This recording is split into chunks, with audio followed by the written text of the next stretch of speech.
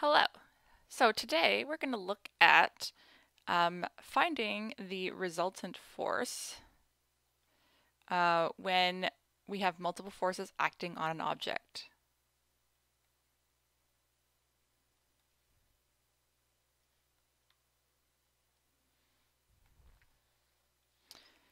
So this results. This involves using a free body diagram. So you will need a free body diagram in order to help solve this. You will also need to remember vector addition because forces are vectors. And when we resolve to find the resultant force, you're going to need to be using this to find the total acting on that object.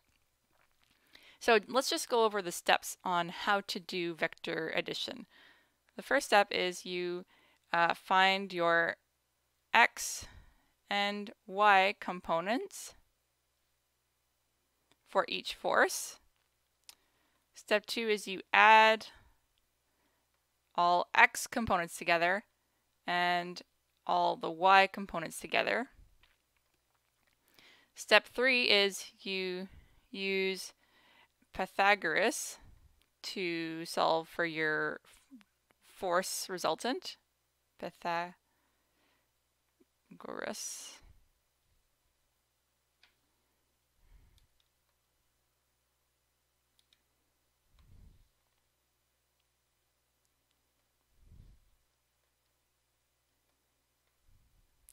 And then finally, you would use tan to find your angle, theta. So these are the steps. Now, let's do an example to kind of solidify our knowledge on this stuff here.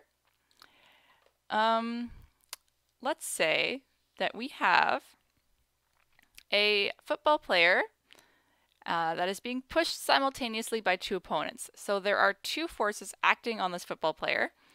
So we're going to draw the free body diagram and we're going to draw the top view. Let me just make a different color. So this is the top view. So this is my football player and I want to put in my axes just to kind of help me visualize the directions as well.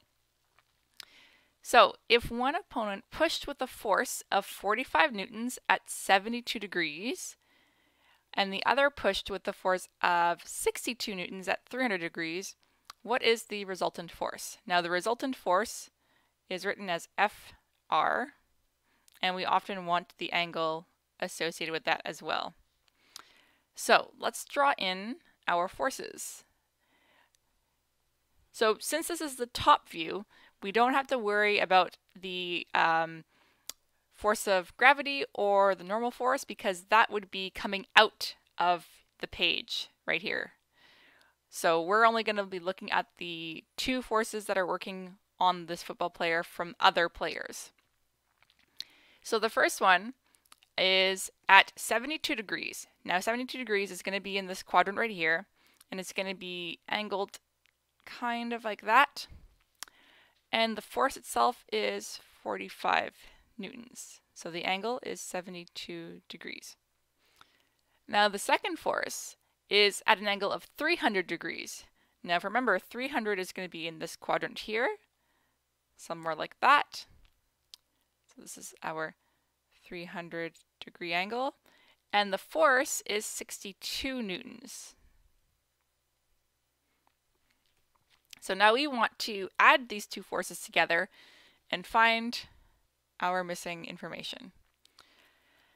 So let's do step 1, where we are going to find our x and y's for each force here.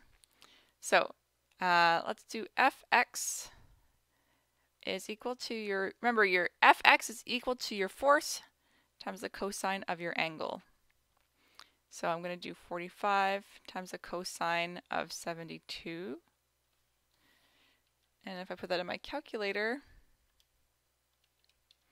I will get 13.9 newtons.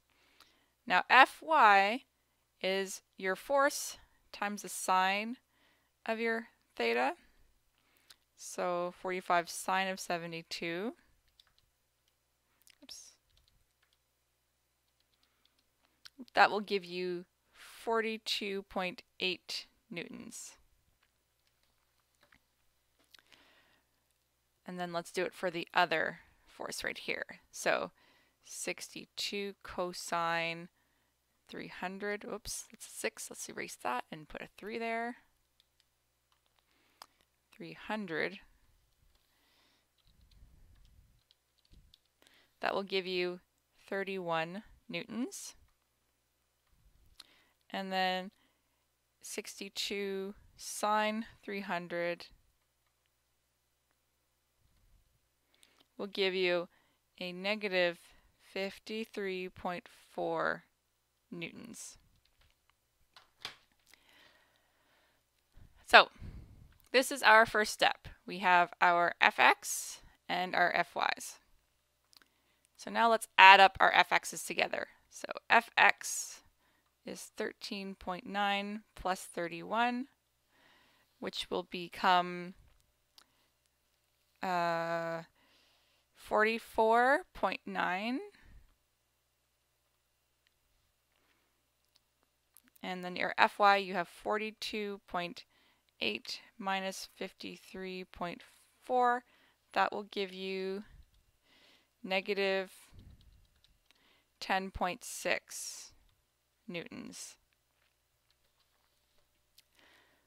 Now let's move on to step 3. So we're going to use Pythagoras Theorem, which is, if you remember, c squared is equal to a squared plus b squared. But we're going to replace the c and the a and the b with your fr is equal to fx squared plus fy squared. Now, when we resolve this entire thing, your resultant force is going to be equal to the square root of your fx squared plus fy squared.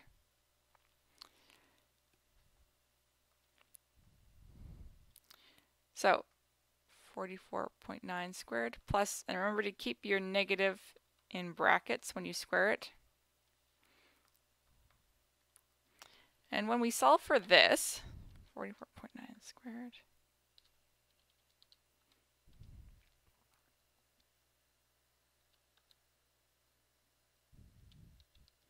you are going to get a resultant force that has a magnitude of 46.1 newtons.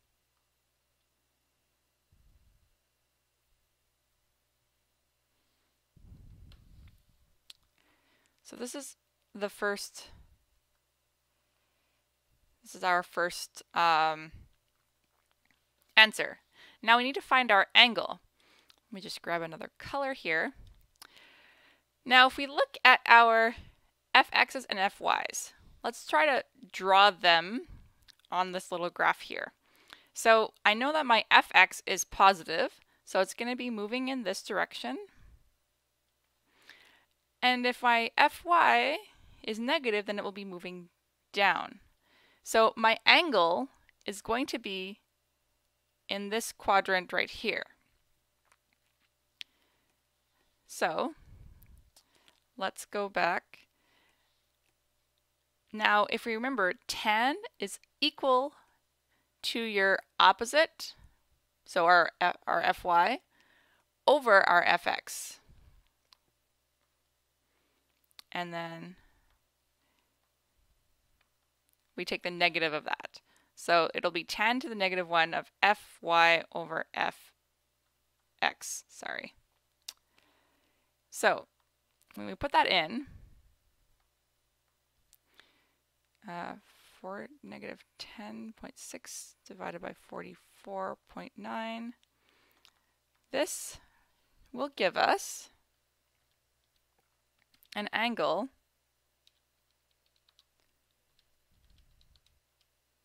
of negative 13.3. Sorry, that was supposed to be a 3. I need to make that smaller. 13.3 degrees. Now, we'll keep this negative because when we read the angles, we normally read positive direction in this way. But we can also read it negative, which would be in the other direction, in the clockwise direction. So we're going to leave this as is. This is our angle that is acting on our force, and this is our force. Thank you very much for sticking with this, and I'll see you guys next time.